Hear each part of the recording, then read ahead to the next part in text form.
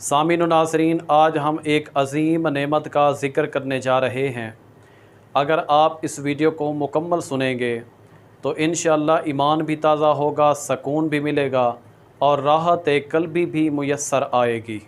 دنیا کی ہر چیز کا حسن عاجزی، انکساری اور ادب سے ہے۔ علم ہو مگر ادب نہ ہو تو وہ علم وبال ہے۔ عبادت ہو مگر ادب نہ ہو تو وہ عبادت بے روح ہے۔ قرآن کریم ہمیں یہ سبق دیتا ہے، یا ایھا الذین آمنوا لا تقدموا بین یدی اللہ ورسولہ، اے ایمان والو اللہ اور اس کے رسول صلی اللہ علیہ وآلہ وسلم سے آگے نہ بڑھو۔ حضرت امام مالک رحمۃ اللہ تعالی علیہ فرمایا کرتے تھے، علم سے پہلے ادب سیکھو، کیونکہ ادب نہ ہو تو علم بھی رہنمائی نہیں کرتا۔ حضرت عبد القادر جیلانی رحمۃ اللہ تعالی علیہ نے فرمایا، جو شخص ادب کو ملحوظ رکھے گا اللہ تعالیٰ اس کے ایمان کو محفوظ رکھے گا۔ صوفیاء کرام فرماتے ہیں، بے ادب محروم ماند از فضل رب، با ادب گیرد ز رب فیض عجب، یعنی بے ادب رب کے فضل سے محروم رہ جاتا ہے اور با ادب رب سے عجیب فیض پاتا ہے۔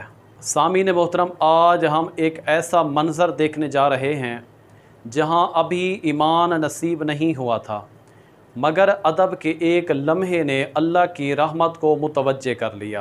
حضرت موسیٰ علیہ السلام اللہ کے حکم سے جب فرعون کے دربار میں گئے اور معجزات دکھائے، عصا کا سانپ بن جانا اور ہاتھ کا روشن ہونا، تو فرعون گھبرا گیا۔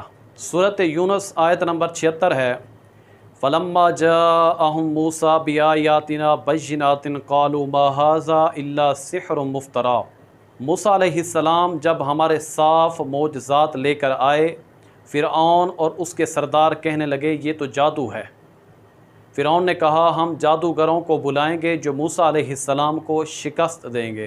مصر سے بڑے بڑے جادوگر منگوائے گئے۔ قرآن کہتا ہے، فَجُمِعَ السَّحَرَةُ لِمِیقَاتِ یَوْمٍ مَّعْلُومٍ، جادوگر ایک مقرر دن کے وقت جمع کیے گئے۔ فرعون نے ان سے وعدہ کیا، اِنَّ لَنَا لَأَجْرًا إِن كُنَّا نَحْنُ الْغَالِبِينَ، اگر آج ہم غالب آ گئے تو کیا ہمیں انعام ملے گا؟ فرعون نے کہا، ہاں، تم میرے مقربین میں شامل کیے جاؤ گے۔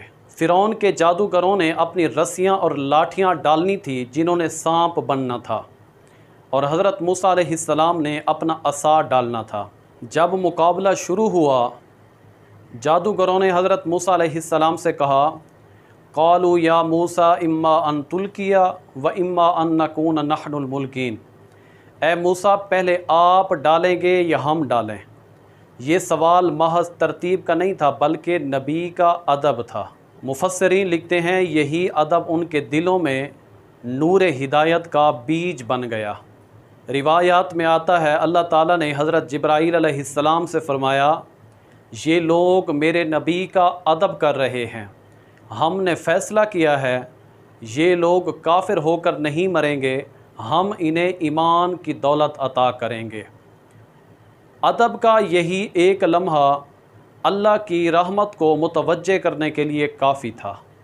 موسیٰ علیہ السلام نے فرمایا، القوا ما انتم ملقون، جو تم ڈالنا چاہتے ہو ڈالو۔ تو جادوگروں نے اپنی رسیاں اور لاٹھیاں ڈال دیں تو وہ سانپوں کی طرح دوڑتی ہوئی زمین پر نظر آئیں۔ حضرت موسیٰ علیہ السلام نے دیکھا وہ تو سانپ بن گئے ہیں، تو اللہ تعالیٰ نے فرمایا، لا تخف انک انت الاعلیٰ، گھبراؤ نہیں، آج کے دن تم ہی غالب رہو گے۔ تو حضرت موسیٰ علیہ السلام نے اپنا عصا پھینکا تو وہ اژدہا بن گیا اور جادوگروں کی سب رسیاں اور لاٹھیاں نگل گیا۔ قرآن کہتا ہے، فَأُلْقِيَ السَّحَرَةُ سُجَّدًا قَالُوا آمَنَّا بِرَبِّ ہارون وموسیٰ، یہ دیکھ کر جادوگر سجدے میں گر پڑے اور کہنے لگے، ہم ہارون علیہ السلام اور موسیٰ علیہ السلام کے رب پر ایمان لاتے ہیں۔ یہ وہ لمحہ تھا جب ادب کا بیج ایمان کا پھل بن گیا۔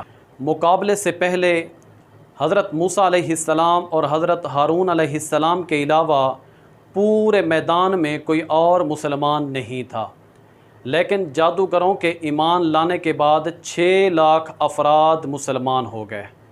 फ़िरौन ने इन सब अहले ईमान को जो हज़रत मूसा अलैहिस्सलाम पर ईमान लाने से पहले जादूगरी से वाबस्ता थे, तो इनके हाथ और पाँव कटवा कर सूली पर लटका दिया।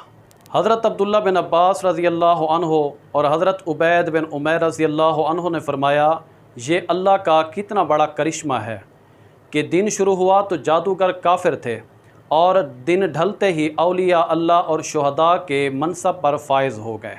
तो सामीन मोहतरम, ईमान के बाद तवाज़ो, आजिज़ी, इनकिसारी और अदब बहुत बड़ी और अज़ीम नेमत है, और ये ऐसी नेमत है कि अगर काफिर में भी पाई जाए तो वो भी अल्लाह की रहमत से महरूम नहीं रहता।